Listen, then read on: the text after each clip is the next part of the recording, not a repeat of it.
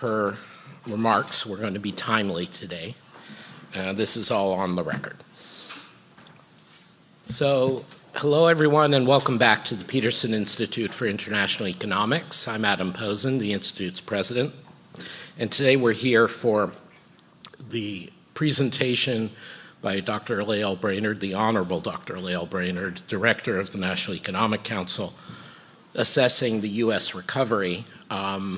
This is a great opportunity for us not just to welcome Lael back, we've been proud to have her speak here at the Institute in her many previous roles, but to seriously engage with the top Biden administration official on what can only be described as the surprising and superb performance of the U.S. economy in the last year and a half, 2 years. As a former central banker and as a strong economist of note, Lael Brainard has grappled with these issues analytically as well as politically and as a policymaker. And we are fortunate that she has agreed to have or offered to have an on-the-record discussion following her remarks. Just to make it clear, my admiration for Lael Brainard is quite sincere. I believe she is one of the greatest economist public servants of our era. She is now the 14th director of the National Economic Council, serving as President Biden's top economic advisor. She is also, therefore, I believe, a member of his cabinet. She previously served as vice chair of the Federal Reserve, working on international, domestic, financial, operational issues in that role, including a all too prescient note about what might happen with certain sized banks in the U.S. banking system while serving in that role. She previously had served as Undersecretary of the Treasury for International Affairs at the U.S. Treasury during the Obama administration, where she played important parts in a number of international initiatives, including what I think of as the Brainard Currency Pact that led to some peace among the G7 and China on currency issues. And earlier, during the Clinton administration, she served as Deputy Director of the National Economic Council and G7, and I'm not sure, was there a G20 Sherpa at that point, or was it only G7, just G7? So she got lots of sleep, I'm sure. In between all that, she was vice president at the Brookings Institution, running their global economy program. And this all came after she received her master's and PhD from Harvard and was on track to a stellar academic career, including teaching at MIT Sloan School of Management, before deciding to devote herself to public service. So we are genuinely honored and looking forward to the remarks of Dr. Lael Brainard. Thank you.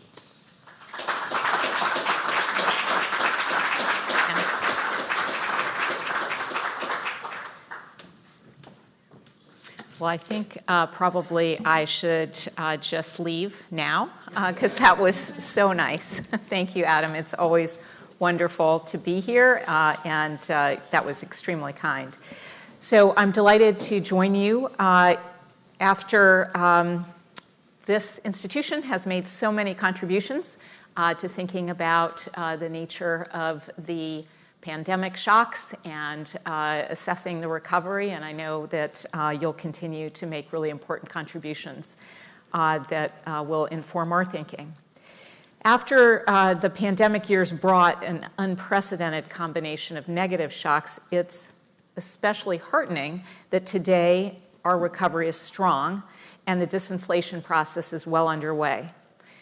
I think what we've seen so far is a testament to the resilience of American workers and consumers and businesses. It's also an indication that smart policy can make a positive difference. Every week that goes by, we learn more about the recovery. So yesterday, we learned the U.S. economy grew by 4.9% in the third quarter, and today we learned that core PCE inflation came down to 3.7% in September on an annualized basis. That is its lowest level since May of 2021. And for the last 3 months, core PCE inflation is running at about 2.5% at an annualized rate. There are, of course, risks associated with elevated geopolitical uncertainty and elevated financial market volatility that we will continue to monitor, but it does appear that inflation is coming down while growth remains robust, contrary to what many had predicted. It wasn't too long ago that the economy experienced dramatic supply shocks in labor, inputs, and commodities. That inelasticity on the supply side was a sharp and very sudden shift from the preceding nearly 3 decades when the supply side was highly elastic, both here and around the world. Following that massive shock to supply, America's recovery under the president's economic plan stacks up well in comparison to previous forecasts, recoveries in other advanced economies, and even to the last U.S. recovery. So if we start by comparing the U.S. recovery with earlier forecasts, we went back a year and we looked at the consensus forecast. It was that unemployment would need to go up to 4.5% and the economy would need to flatline to get inflation down to where it is by today. In actuality, the U.S. economy has grown about 2.9% over that year. Unemployment has remained below 4% consistently, while inflation has basically fallen to the level in that forecast. Similarly, if we look across advanced economies, it tells a similar story. While many experts believed that the president's economic plan would lead to worse trade-offs between inflation and growth, in fact, we have seen the U.S. bringing inflation down faster than other advanced economies while growing more robustly. U.S. GDP growth has been cumulatively 7.4% since the quarter before the pandemic, and that is the strongest among the G7. At the same time, the U.S. currently has the lowest inflation, both at a headline and core level of any G7 economy.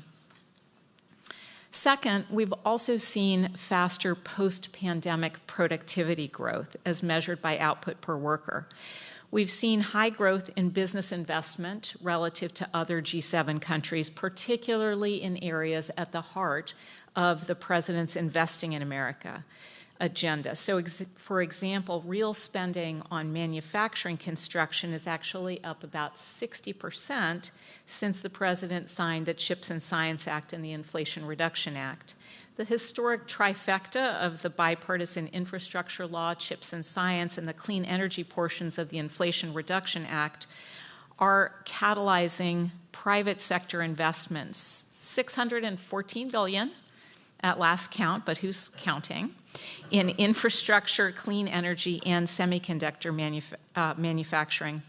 We're also seeing some sectoral reallocation in the labor market that may be indicative of a similar set of developments.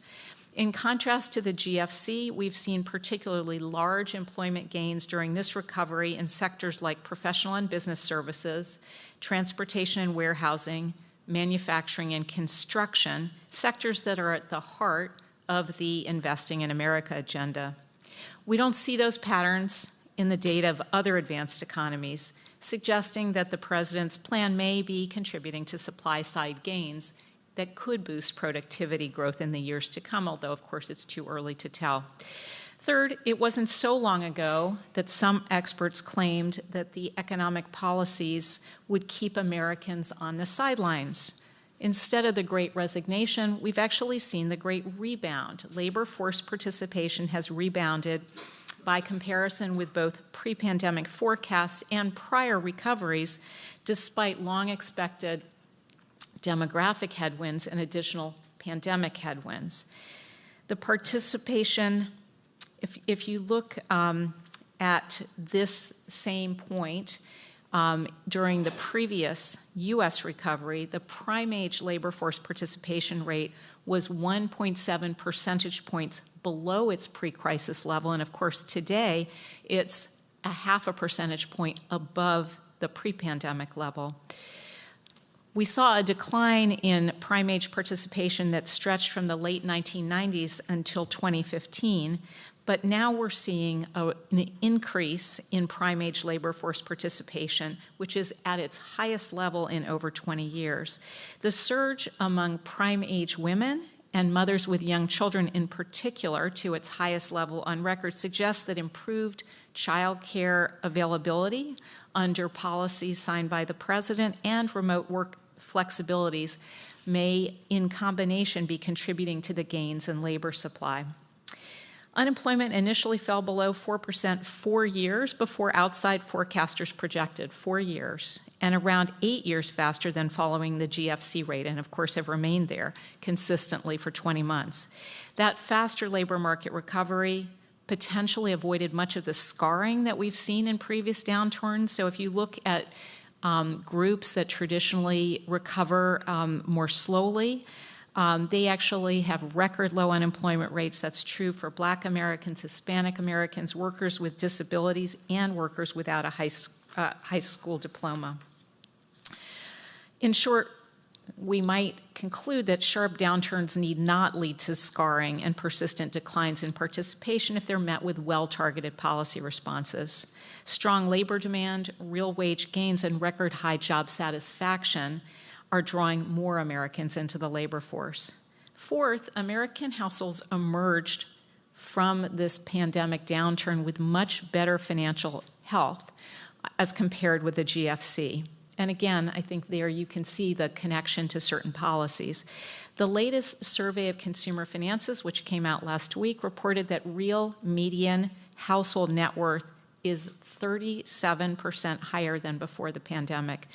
We haven't seen that before, and if you look at the distribution, households in the lower half of the income distribution saw the largest gains. Black median household net worth saw even larger gains compared with declines in the wake of the GFC. That's also true for Hispanic median household net worth. Unlike in the last recovery, we saw American households paying down debt and lowering their debt burdens, especially for credit card and student loan debt. Median debt payments as a share of income fell to the lowest level in the history of the survey last year. An increase in health insurance rates to an all-time high may also have made a contribution. Business ownership increased by 9%, with particularly large increases among Black and Hispanic households. And obviously, there were a lot of really important policies providing support to small businesses, and we are seeing record high business formation applications, and some academics have suggested, after carefully studying that data, that the increase in business formation may be durable and may make a contribution to the dynamism of the U.S. economy after having been weak for some period of time. Finally, a current assessment suggests caution in over-reliance on policy prescriptions taken from periods when aggregate supply was highly elastic and policy was responding only to aggregate demand shocks. The pandemic inflationary episode was accompanied by a dramatic supply shock and significant distortions in the composition of demand.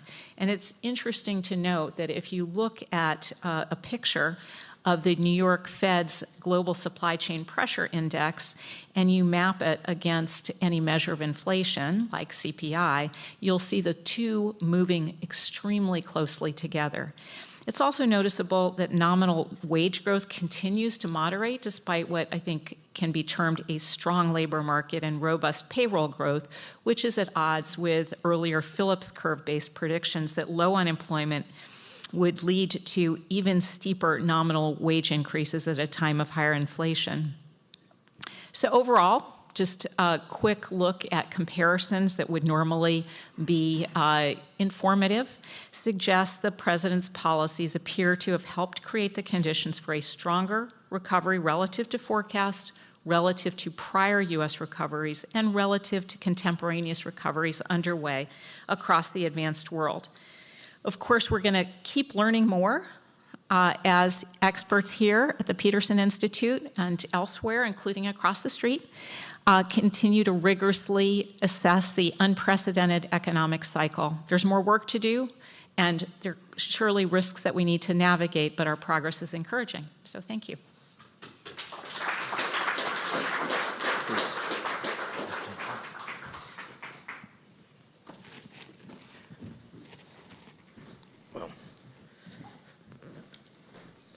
Thank you very much, Dr. Brainard. It's your concision is something which we don't usually get to enjoy on this stage. It must make for, myself included, obviously, it must make for very efficient NEC meetings. Let me, if I could, before we open up the audience, pose a few questions, and just starting off with where your speech was. You talked about the low scarring, the historic lows in or highs in participation rates, lows in unemployment rates for various subgroups such as Black and Hispanic Americans, as well as the high household net worth. When you were at the Fed and in the early years of the Biden administration, there was a lot of discussion about whether we should run the economy hot.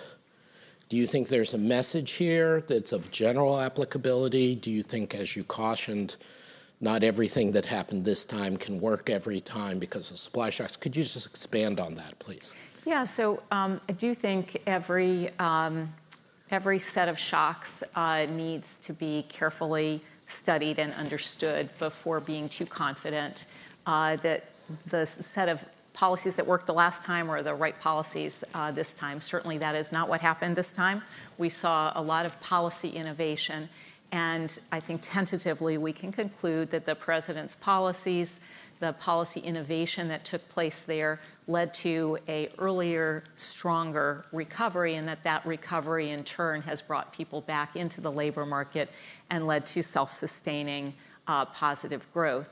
In terms of what that set of policies led to, it really was to bring the recovery on track faster with broader participation by a broader set of households. We see that in the labor force participation data that, again, not only did the labor market, in terms of labor market demand, spring back more rapidly, but we also saw that what is normally a quite lagged response in labor supply actually moved relatively quickly this time and was quite broad-based. And that was underwritten by a set of policies that were intentionally designed, for instance, to enable parents to come back into the workforce, especially in the wake of a childcare system that had been devastated. So there were a set of deliberate policies recognizing how important it was to get young parents childcare so that they could participate. So I think the prescription is that by taking deliberate policies and a strong policy response, you can get a higher quality recovery that comes into play more rapidly and lets the private sector take it from there. I think it's really interesting that you're emphasizing, I think rightly, but the structural aspects of the labor market policy, such as flexibility for women and parental caregivers and so on, rather than just the cyclical boom of keeping it hot. This is the first time in some time that the U.S. has undertaken, in a sense, structural labor market policies after lecturing others for years. You sat through a lot of OECD working party meetings of that sort. What is on your agenda I'm going to ask you at times what you would do if you had a functional Congress and a majority, both of which, ceteris paribus, you sort of have to assume it. But what do you think should be next for the U.S. labor market? What would be your structural agenda from here? Well, certainly the administration has a set of policies that are all designed to make sure that families with children have the resources that will enable them to make those key early childhood investments that we know have long-run productivity benefits while allowing them to participate in the labor force. So we just set up a request for emergency funding for child care stabilization funds to continue. the president's budget continues to strongly emphasize the child tax credit, which brought millions of children out of poverty during the time that it was in effect, and appears to have led to investments in precisely those early childhood kinds of important areas that research has suggested are very beneficial, and there's additional funding. The flip side of that is we need to fund those commitments, and the president has a robust set of revenue raisers. The biggest sort of factor in the most recent numbers that we've seen on the U.S. fiscal side are really a big reduction in revenues. That dates back to the tax cuts under the previous president in 2017. Those projections are now coming in line with the projections we saw before the passage of that tax cut, and we need to be able to fund those important investments. So again, just to follow up on that, indeed, one bit of, let's call it bad news that has been a surprise was just, even for those, was how low tax revenues came in this calendar year, given the state of the labor market, given the state of income. So is your point that we want the bundle of tax cuts to expire and that will fix it, or is there other things that need to be done to pay for what we're doing? Yeah, so if you look at the increase in the deficit over the last year, 60% of that is associated with a decline in revenues, and revenues as a share of GDP are now below the historic long-run average and in line with what critics were concerned about before this set of tax cuts was passed in 2017. The president has put on the table a host of revenue raisers, including boosting the corporate tax rate back up halfway from the 21% to 28%, which is in itself an enormous revenue raiser. And a set of other policies that would bring the U.S. into conformance with its international obligations, but also raise important revenues. So those are revenue raisers that we'd love to be able to talk about and get passed today. There's no need to wait. But of course, there'll be another opportunity when some of those business and tax cuts for wealthy individuals in particular are slated to expire in 2025. Taking us back a step into the macro picture, as you're aware, your kind words, one of the topics we work on a lot here at Peterson Institute is the question of R-star, or less jargon, what would be the trend long-run interest rate of the economy, which we usually proxy to some degree by the 10-year U.S. Treasury. 10-year U.S. Treasury has gone up an awful lot recently. You have better things to do than comment on short-term market movements. But the important question is, how much of this do you expect to persist, this rise in interest rates? Are the drivers of the long-term rate changing because of fiscal politics, because of the primary deficits, or should we expect them to go back down before, the way they were before COVID? Yeah, no, this is a very important debate. And of course, there are a number of factors that market participants and researchers have sort of discussed. And I think it's still too early to tell exactly what the relative contributions are. But of course, we have both fundamental factors that people have talked about, as well as technical factors. So there's some changes in supply and demand in the short term that are on the technical side that market participants are certainly pointing to as part of the story. And then in terms of some of the more research-based explanations, there's an effort to distinguish between a potential rise in that neutral rate of interest, that long-run equilibrium rate of interest, and the term premium. I think a lot of those decompositions are pointing more to the term premium, although it's probably reasonable to suspect that there's a bit of both in there. And fiscal may be a part of that. higher productivity may be a part of a somewhat stronger neutral rate of interest over a longer period of time. So there are a variety of possible factors, and we're certainly studying that carefully because it does have implications that we'll want to make sure we're taking on board. The new Speaker of the House, in his opening statement as Speaker, called for a bipartisan fiscal effort or bipartisan fiscal commission. Is this something that you think is a good idea, worth considering? So it's kind of a funny thing. We just had a bipartisan budget agreement in June that was voted on with bipartisan majorities in both the House and the Senate. A majority of House Republicans voted for the bipartisan budget agreement. It was signed into law. This was after a very damaging threat from mostly Republicans, really from Republicans, to default on the full faith and credit of the US government. So we have a bipartisan budget agreement, and here we are, barely 4 months later, and the House Republicans ousted their speaker because he put forward a vote to keep funding the government. So I do think we've got some really serious challenges to address, but clearly we are in a period where honoring a bipartisan budget agreement is the first most important thing.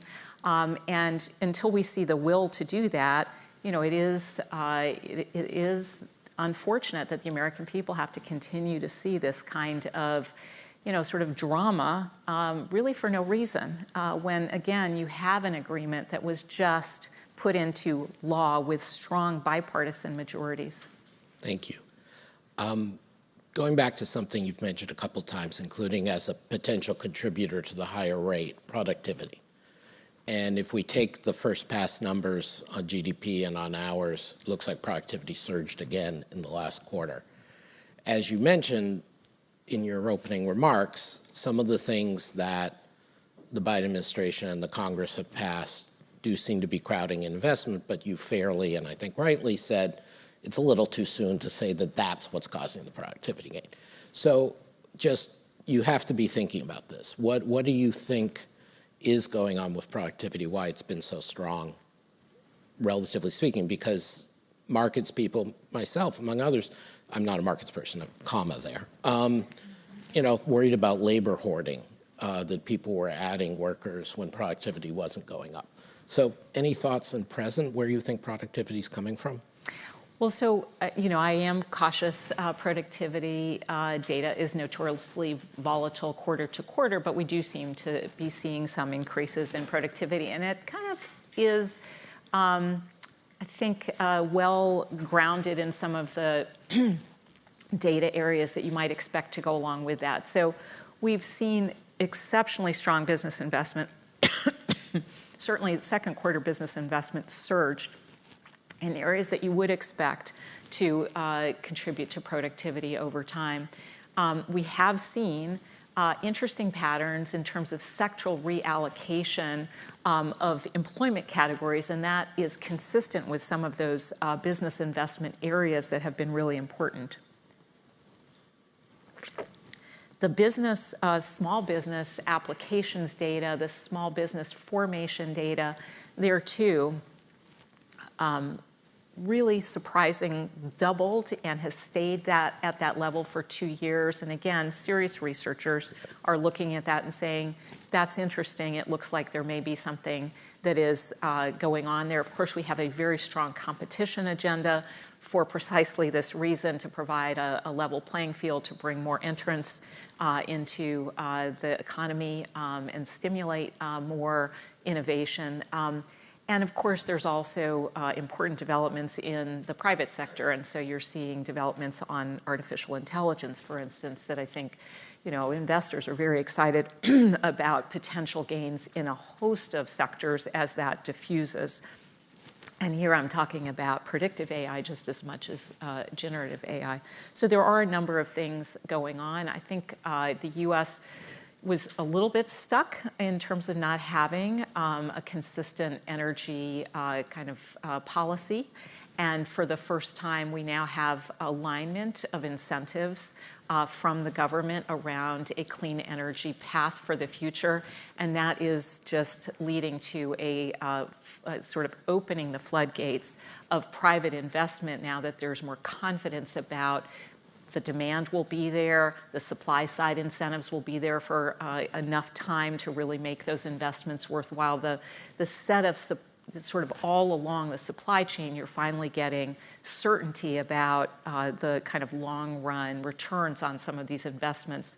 And so that too, I think, is leading to the potential for some sustained increase in productivity. Some aspects of the industrial policy push that the administration has taken on are controversial.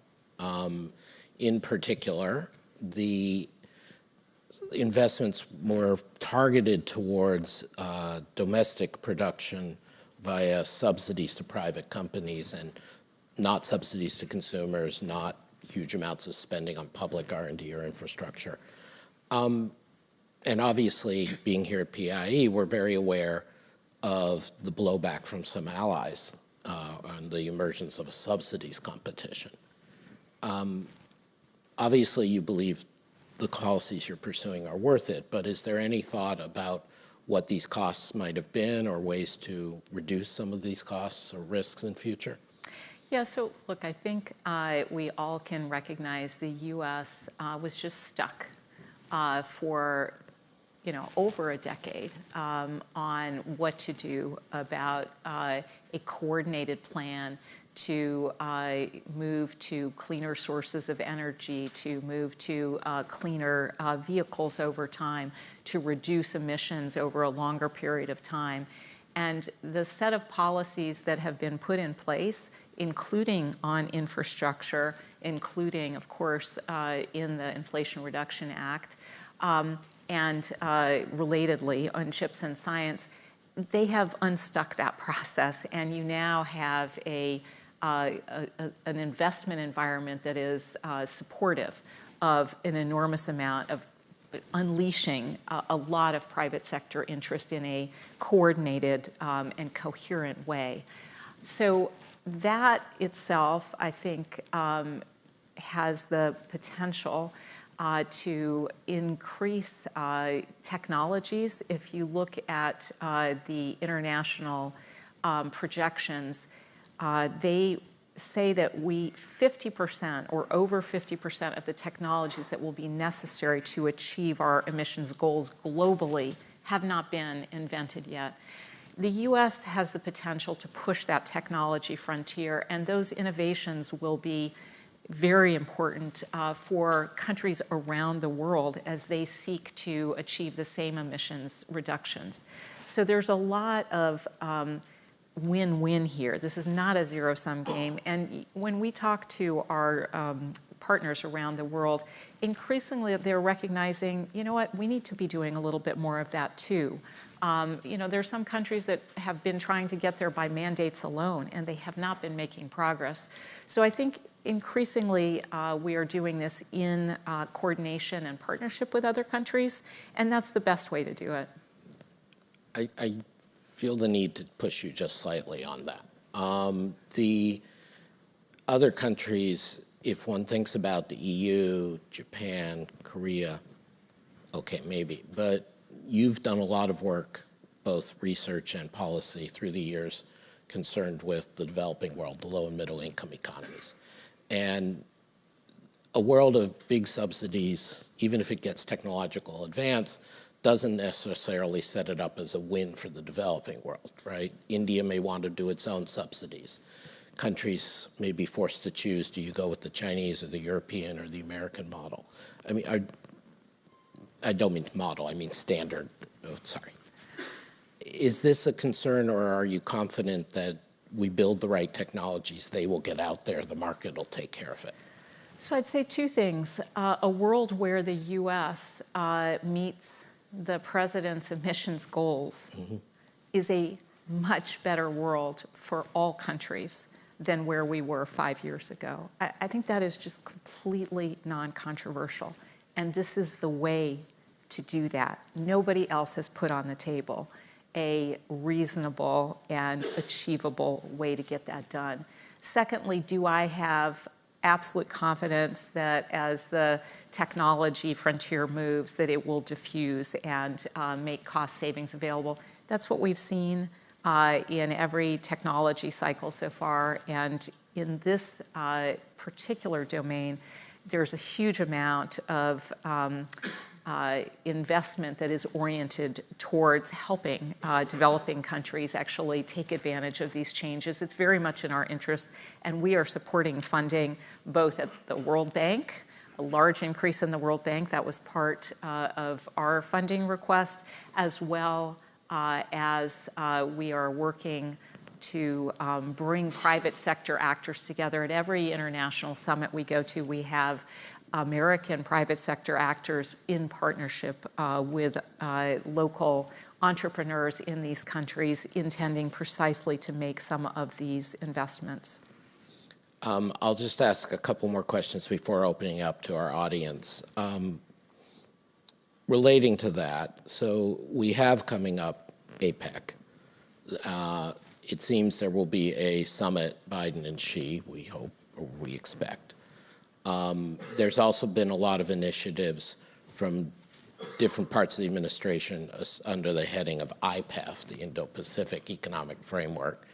This is a lot of moving parts. Is there an overall Asia strategy, and in particular, what form does IPEF do you see taking beyond we don't like China? Yeah, so I would say at the broadest level, the administration has a very thoughtful, well-articulated, comprehensive Asia strategy, and you can see that with a set of really very notably stronger alliances and partnerships and cooperation throughout that region. In the economic arena, IPEF is a piece of that, and we will see that. It's a very important piece that will be showcased at APEC. And both Secretary Raimondo and Ambassador Tai have been working very hard with their counterparts, and I think they have made some real important progress in areas precisely that you raised earlier. So many opportunities in the clean energy space. So clean energy, a lot of interest in supply chain resilience. We all went through the pandemic together, and I think all of us understand how important it is to be not taking supply chain resilience for granted, but to be proactively investing in early warning systems and strengthening the kind of foundations, and doing so in collaboration because of those important international supply chains that are very much connecting us to that region of the world. There's other things like work that we are doing together on trade facilitation and on corruption, both of which can save large amounts of money to the private sector. So I think we'll have a good agenda there. I know everybody's working really hard on it. Last two questions. So thank you. On China. A lot of discussion, including by senior administration officials in the first couple of years of the Biden administration, was focused around the economic threat from China and the idea that they would be dominant in certain technologies or abuse a dominant position. More recently, there's been a lot of attention paid to China's economic weakness at the moment. I believe the president himself, when giving an economic speech in August or early September, made some reference to this and the risks that come with that if China's weak, it may be more aggressive in geopolitical terms. So there isn't a contradiction here, but there is a bit of a tension. The idea that on the one hand, if China gets rich too fast, it's a threat because its capacities go up. And the other hand, if China gets into economic trouble, its preferences for conflict may go up. how do you see this? I realize this is creeping somewhat into foreign policy, but just for the U.S. economy, how should we think about the risks coming from China having economic weakening? Yeah, well, I'd say there are two things.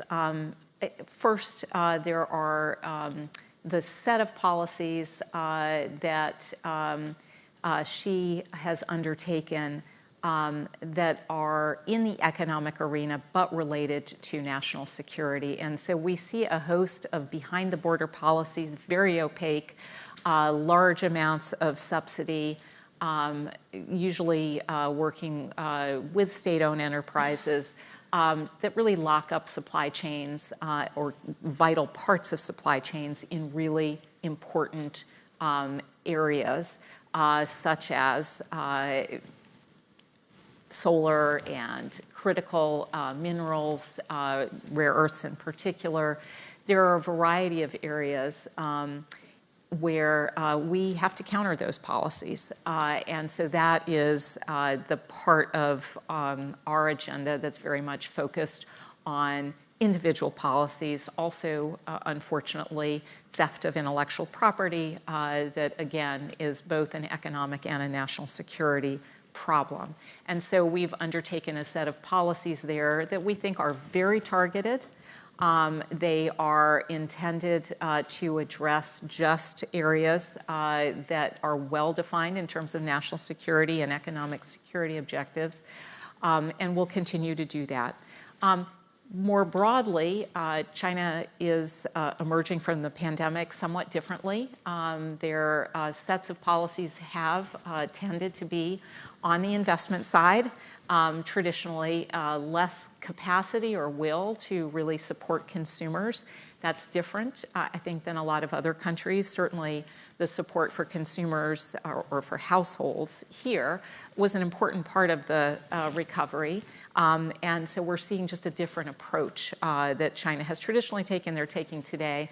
And of course, while the strength of China's recovery is important globally, it's a bit less relevant here in the US, but it is important to smaller economies in their region. Thanks. Final question before I turn to the audience. Your colleague, Jared Bernstein, chair of the Council of Economic Advisors, a few weeks ago gave, I thought, a very important speech discussing the fact that the Biden administration is not anti-trade. It's about managing trade, but there are good things for the US from trade and global engagement. The currently front-running Republican candidate, former President Trump, has gone out and said he wants to put a 10% general tariff on everything, and had his economic advisors go out and publicly say he means it. This wasn't a slip of the tongue. Again, you're on the policy side, not the political side, but could you say something a bit more about the policy contrast here? Yeah, so there's, I think there's a really important part of our agenda that is very much focused on our role in the globe. We recognize how much other countries depend on the US, both in national security and in the economic arena. We have an open economy. We have very important kind of foreign policy kind of credibility and continuity in this administration, which I think is a hallmark of President Biden's, very important to the world. And it's also very important that this president recognizes that you need to invest in American workers here in America to make sure that we have a strong domestic set of opportunities, pathways to the middle class. That's why he's very much focused on middle-out, bottom-up policies, as opposed to policies undertaken under the previous administration that really didn't trickle down, that really left a lot of people feeling like their opportunity set was actually less. And so I think the president's belief is by investing in American workers and creating those pathways to the middle class, you have a much more self-confident America that is able to play that important role in the world. So a general 10% tariff would be a bad idea? So, look, the president has said that he does not want to see taxes rising on people who are making less than $400,000. That's important to his middle-out, bottom-up economic plan. Great. Let me open it up to our floor. We have a traveling mic and we have a standing mic. Maybe the traveling mic could move towards the front and the people in the back can be trusted to go to the standing mic. Please identify yourself when asking a question, and please try to make it a question, not a speech. So first at the standing mic and then the front. You'll get one out. Thank you. Barry Wood, RTHK in Hong Kong. Ms. Brainard, you spoke initially about childcare, and I'm thinking with you and your husband both working parents, high-pressure jobs, what have you learned about work-life management? Select your spouse very carefully. So, you know, look, I do think that people all around this country struggle. They have the ability to contribute, importantly, to our economy. But we are not where other peer economies are in terms of providing supports to parents to enable them to invest in their children's education, to have affordable and dependable childcare. And I think there's really good research that suggests it meaningfully boosts participation by parents in the workforce. And I think we just ran a mini experiment. And it seems to really matter. So those policies are important, not just from the perspective of individual households, but for the economy overall. Okay. Thank you very much, Lael. Alan Blinder, Princeton and Peterson. Thank you. Thanks. I'd like to take you back to what you spoke about, which was a very impressive litany of adding up to a big success story compared to other nations, compared to previous expectations, and really has put the United States economy in a pretty good position. Yet, as you well know, the American people tell pollsters they're sour about the economy, and they're particularly sour about President Biden's performance as the leader. I get asked about this all the time, and I've ruminated about it, and so have lots of people, but I'd like to know what you think about is behind that disjuncture. Yeah. So I am just struck by how traumatic the pandemic years, and there were years, were for households here in America. And I think it takes some time for people following that kind of really unprecedented set of dislocations to work, to school, to their ability to just carry on routines. It takes a while to feel more secure. And so I think, you know, this just takes a while. Now, if you look at how people respond in surveys, I think it's 70% of the American people say that their personal finances are good and have improved, but they don't connect the dots, or many of those. We don't get the same strong numbers when it comes to the overall economy.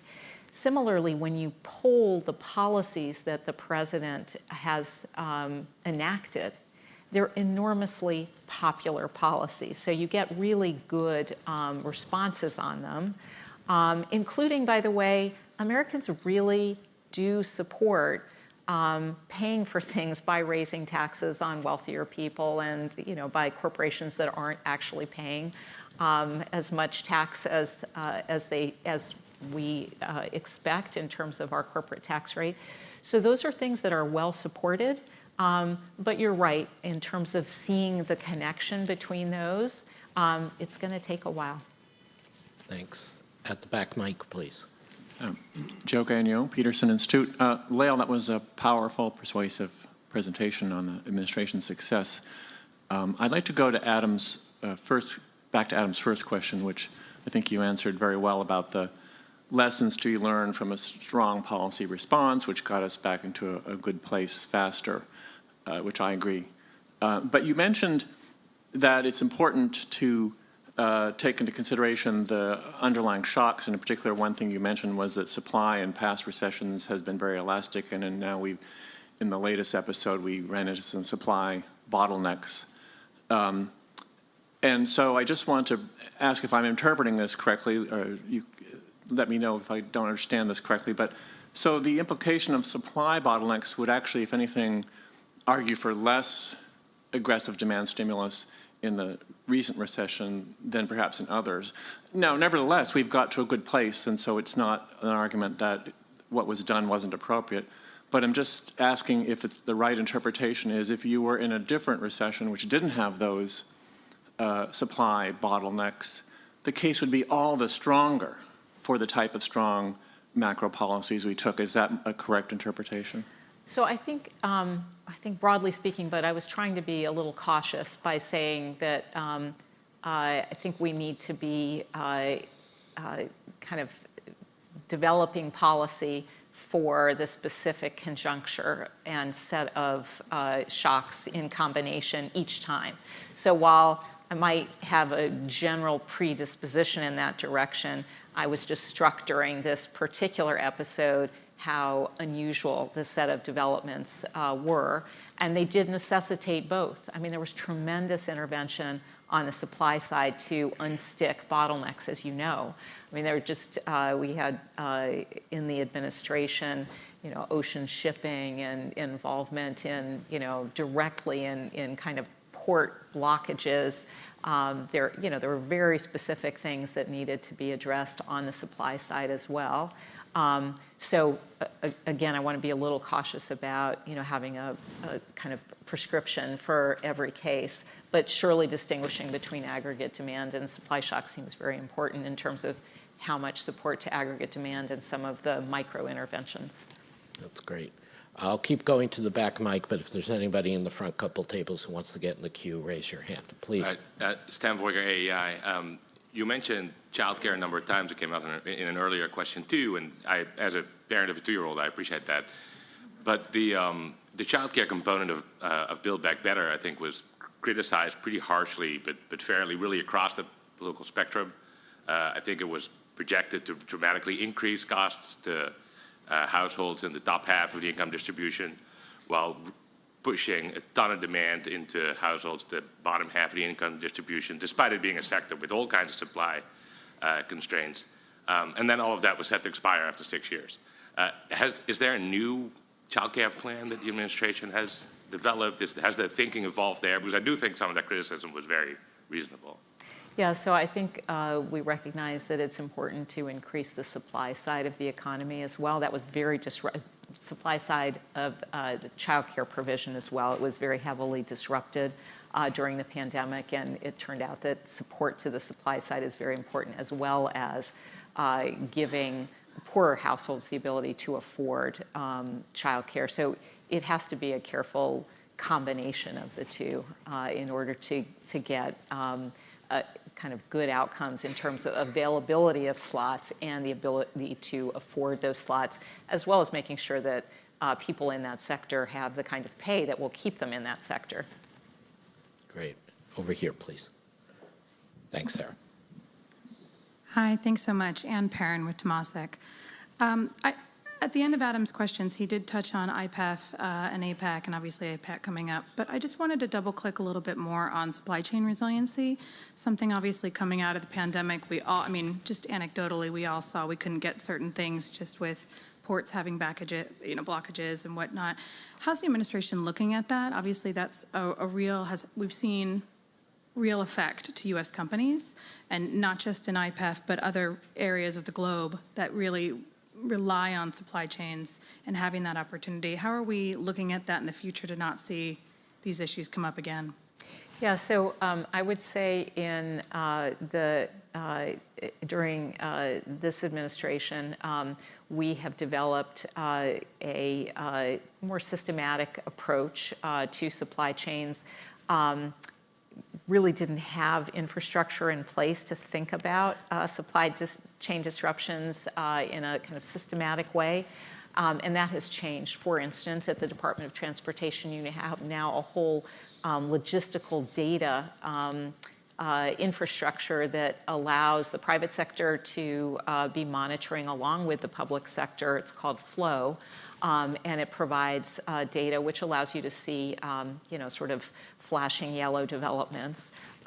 There is now, in a lot of the supply chain issues are very sector specific, and so you have in most agencies where you saw important supply chain disruptions, you now have a standing infrastructure, an office that is connected to the private sector to help not just see those problems coming, but also to have a rapid response to bring all the parties together to try to resolve them.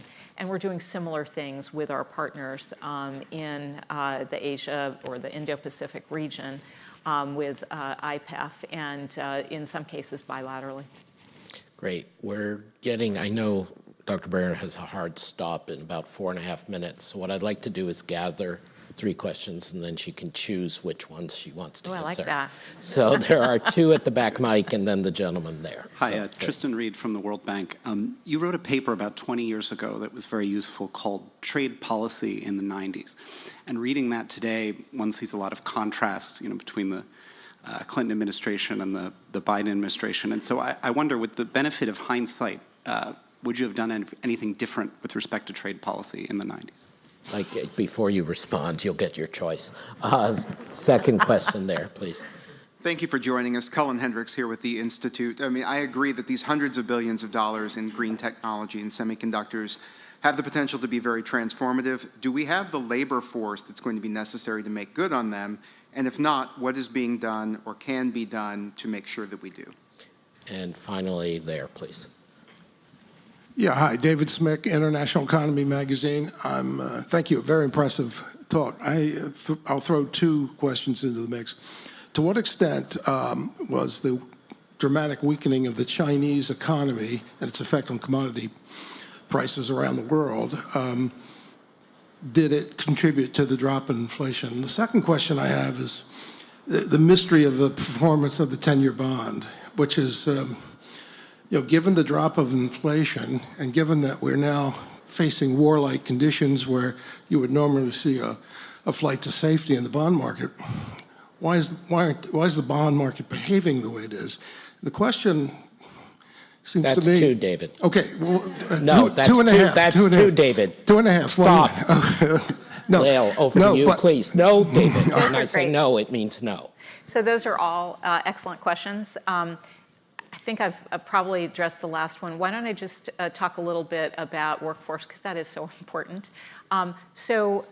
We do need to get people trained up to provide the kind of skills that are going to be necessary in the new semiconductor fabs and in offshore wind. And there's a whole host of particular skill sets that'll be really important there. Right now, construction is an area that has a lot of workforce needs. So we are systematically working with multi-sectoral partnerships. So really important. A lot of these jobs don't need college degrees. And a lot of the American population doesn't want to get a college degree. And so what we need to make sure is that they do have access at the high school level to even knowing about these career pathways, and then that they do have access to whether it be community college certifications, registered apprenticeships, which are very rigorous through unions, partnerships between businesses, community colleges, and unions, which bring people to very specific skill sets and certifications that can then be moved between companies and give them a job at the end of their training period. So we have done this both by identifying a few skill areas that private employers have told us are in particularly short demand. So for instance, advanced manufacturing, we've just launched what we call a sprint. And it is bringing together these partnerships and then supporting them. We've got a lot of government programs that they can access to help them create new certificates and then get students through those courses and into jobs. And then we have some that are regionally specific too, because we know some of these big investments are going to be regionally concentrated, like semiconductors in Arizona, for instance. And so bringing together the local community colleges, high schools, unions, businesses to be specific to that region as well. Terrific. With that, please join me in thanking Dr. Lael Brainard, 14th Director of the National Economic Council.